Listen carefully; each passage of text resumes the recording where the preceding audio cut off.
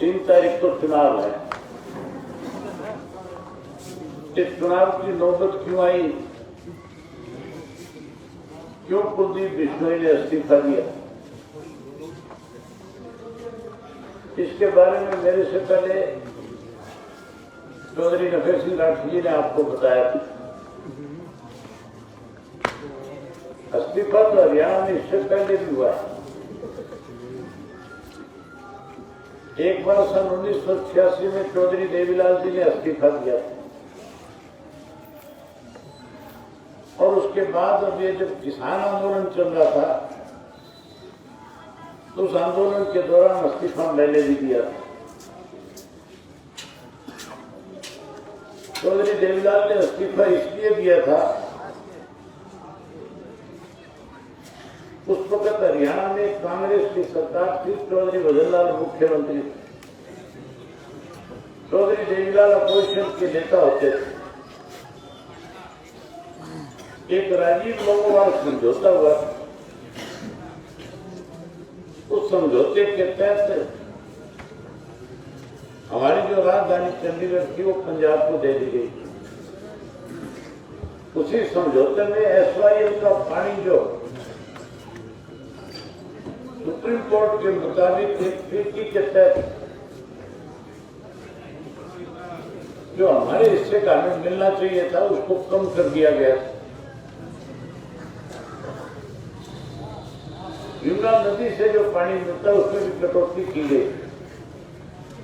हमारे हिस्से का पानी दिल्ली को दिया जा रहा था, पंजाब से पानी कम किया जा रहा था। और चौधरी देवीलाल ने, भजनलाल ने तो उस बात का विरोध नहीं किया, लेकिन चौधरी देवीलाल ने विरोध के अंदर विधानसभा से त्यागपत्र दे दिया और ये कह दिया था कि मैं ऐसी से नहीं रहूंगा जिसके हरियाणा प्रदेश के जिस विधानसभा में अनदेखी की जाए। 3 महीने के बाद मैं उपचुनाव हो गया। चौधरी देवीलाल 18,000 वोट से जीत गए। लोगों ने चौधरी देवीलाल ने जो उस राजीव लोगोवाल समझौते का विरोध किया उस पर मोहर लगा दी कि चौधरी देवीलाल का विरोध बिल्कुल सही। आंदोलन चल रहा, इस देश के प्रधानमंत्री ने कृषि के 3 ऐसे काले कानून बना दिए थे जिससे जमीनों के जो मालिक किसान थे, अगर वो तीनों काले कानून क्यों के क्यों लागू हो जाते तो आज वो जमीन आपकी ला रहे करके मल्टीनेशनल कंपनी के लोगों के हाथ में चली जाती, आप मालिक की बजाय नौकर बन जाते। मैं जब सैकड़ों ट्रैक्टर लेकर के सरसा से दिल्ली पहुंचा, 11 लोग जब मेरे साथ गए तो वहां जो आंदोलन कर रहे थे किसान, जहां उन्होंने हमारा स्वागत किया, वही वहां के किसान नेता जो उसकी अगवानी कर रहे थे, उन्होंने मेरे से मिलकर के कहा कि आपकी पार्टी ने समर्थन दिया है, आप स्वयं हमारा सहयोग करने आए हो, आपके पार्टी के कार्यकर्ता वॉलंटियर के रूप में हमारी सेवा में लगे हो। आज अगर चौधरी देवीलाल हमारे बीच में होते तो बहुत बड़ा फैसला लेकर के इस आंदोलन को और ज्यादा मजबूत करते, केंद्र की सरकार को मजबूर कर देते। मैंने उनसे कहा कि ठीक है, आपने जो बात मेरे सामने रखी है मैं इस पर विचार करूंगा। सबसे पहले मैं अपने हल्के के लोगों से जाके मिलकर के पूछूंगा कि मुझे इस पे क्या फैसला करना चाहिए। मैं अगले दिन सुबह अपने हल्के में चला गया, गांव-गांव में लोगों को इकट्ठा किया। मैंने उनसे खुल करके पूछा कि आंदोलन चलाने वाले जो लोग हैं वो इसके ऊपर तो बड़ा फैसला करवाना चाहते हैं। उन्होंने ऐलान कर रखे कि कोई भी राजनेता हमारे मंच पे आए तो पहले अपने MP के पद से, MLA के पद से इस्तीफा नहीं करके आए। मुझे क्या करना चाहिए? लोग कहने लगे कि जो फैसला तू लेगा हम तेरे साथ रहेंगे। मैंने कहा इसके लिए मुझे इस्तीफा भी देना पड़ सकता है। वो कहने लगे कि कल देता वो आज दे दे, हम तेरे साथ रहेंगे। और साथ ही मैंने ऐलान कर दिया कि 26 जनवरी तक तीनों कृषि के काले कानून रद्द नहीं हुए तो मैं 27 जनवरी को इस्तीफा दे दूंगा। मेरे पास अनेक लोगों के टेलीफोन है, अनेक राजनीतिक लोगों ने भी मुझे कहा कि आंदोलन समाप्त होगा कि नहीं होगा, कानून वापिस होंगे कि नहीं होंगे। आने वाले समय में तेरे लिए दिक्कत बढ़ जाएगी, तो इस्तीफा मत दे। मैंने कहा कि मैंने तो किसानों के बीच में खड़े होकर के इस बात का फैसला ले लिया कि 26 तक गया तो काले कानून वापिस हो जाए और 27 को इस्तीफा दे दूंगा, छोड़ दूंगा। 27 तारीख आ गई, 26 को फैसला हुआ नहीं, मैंने 27 को इस्तीफा दे दिया। इस्तीफे के बाद जब उपचुनाव हुआ तो लोगों ने मुझे पहले से 16,000 ज्यादा वोट दिए, चुनाव जिता दिया। इस बात को एक बार फिर मोहर लगा दी कि हरियाणा का, देश का किसान नहीं चाहता जब तक काले कानून वापिस नहीं होंगे किसान सरकार के पक्ष में एक वोट भी नहीं डालेगा। बीजेपी ने सारे हथकंडे अपनाए थे, ये कांग्रेस और बीजेपी दोनों मिल गई थी। ये जो कांग्रेस ने हाल उम्मीदवार दे रखे हैं, ये जो भूपेंद्र सिंह हुड्डा है, जब ये वहां वोट मांगने के लिए गया अपने प्रत्याशी के, तो इसने जाकर के कहा था कि ये गोपाल कांडा जिसका भाई चुनाव लड़ रहा है, गोविंद कांडा, ये गोपाल कांडा मेरा परम मित्र है। उसका इशारा सीधा सीधा था कि इसकी मदद कर दे। बीजेपी कांग्रेस मिल गई, कांग्रेस वाले की जमानत जब्त होगी, बीजेपी वाला चुनाव हार गया और किसान फिर एक बार जीत गया।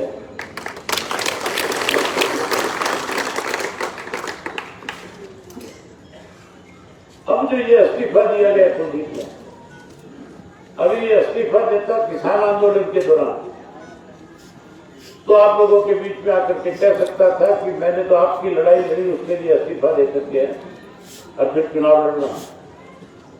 अगर ये इस्तीफा देता, आपका जब पानी का मामला इश्यू चल रहा था, जब आंदोलन कर रहे थे आप, जब सरकार आपकी अनदेखी कर रही थी, उस संघर्ष में आपके साथ खड़ा होकर के इस्तीफा देता तो आज फिर वो आपका वोट लेने का हकदार था।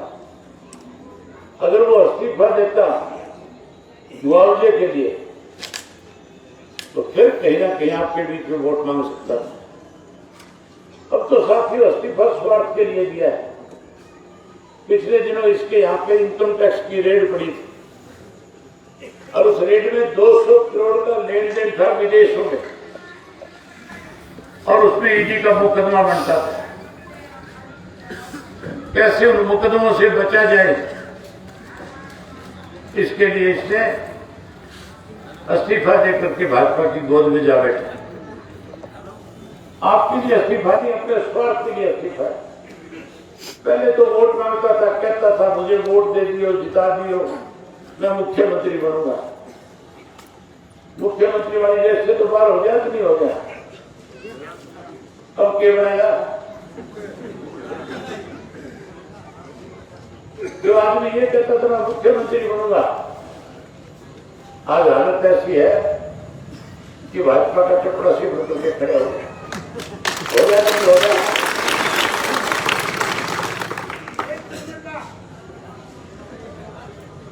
तो साथियों, एक तरफ तो वो प्रत्याशी है जिसने अपने स्वार्थ में इस्तीफा दिया है, दूसरी तरफ कांग्रेस का वो प्रत्याशी है, कांग्रेस से टिकट तो मांग रहे थे और बहुत सारे लोग टिकट मांग रहे थे। चौधरी कुंडाराम जी, आपका गांव, आपके किसान की सारी कमेटी इनके साथ सहमत थी नहीं थी? टिकट मांग रहा था चंद्र प्रकाश और टिकट मांग रहा था घोड़ेला, टिकट मांग रहा था अशोक मंगालिया। एक दिन को टिकट दी थी, पता था कि इनमें से किसी को टिकट देगा तो कुलदीप बिश्नोई आ जाएगा, इसलिए एक ऐसे व्यक्ति को टिकट दे दी जो सीधा सीधा कुलदीप बिश्नोई की मदद कर रहा है। जिसने ये कहा था कि ये बागड़ी गाजरी जो है इसके खिलाफ लड़ खा लो, अब ये भी कहा था मैंने 16 साल पहले खा लिया। आपके गांव के रिश्तेदार में जब आप करके सभा करें, आपसे वोट मांगे तो पूछना कि वो लटका है, हमें भी दिखा दो। जो आदमी लट की बात करता है, लट दिखा करके आपसे वोट लेना चाहता है, ये इलाका तो बहुत बड़ा का इलाका है। आपने तो बहुत संघर्ष किया, बहुत लड़ाइयां की है। लट तो चौधरी भजनलाल ने मुख्यमंत्री होते हुए पता नहीं कितनी बार तुम्हें दिखाया था कि नहीं दिखाया करता, गाने की कोशिश करता था। आप उनसे नहीं थे, उस सरकार से नहीं थे जब तानाशाह तरीका होता था। तो प्रजातंत्र है, ऐसे लोगों को भी सबक देना। एक तरफ आपके बीच में आपका अपना प्रत्याशी है। ये जो टिकट की बात थी, मेरे से पहले उम्मीदवार ने आपके सामने जिक्र किया।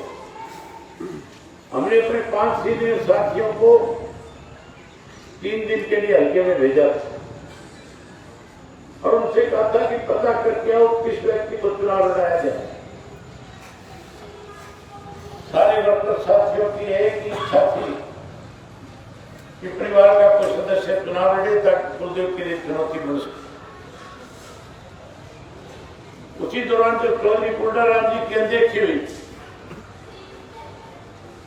और जब मेरी इनसे बात हुई, इन्होंने कहा कि मैं आपकी पार्टी ज्वाइन करना चाहता हूं, और ये भी कहा मेरी कोई शर्त नहीं है, मैं तो पार्टी में कार्यकर्ता के रूप में चौधरी देवीलाल की नीतियों को आगे बढ़ाने का काम करूंगा। मैंने कहा आपका बहुत स्वागत करेंगे। मैंने टिकाला साहब से जब बताई तो टिकाला साहब ने कहा कि हम कुलडाराम को टिकट नहीं देंगे, हम तो टिकट बालसमुद्र गांव को देंगे, इसका चुनाव गांव लड़ेगा।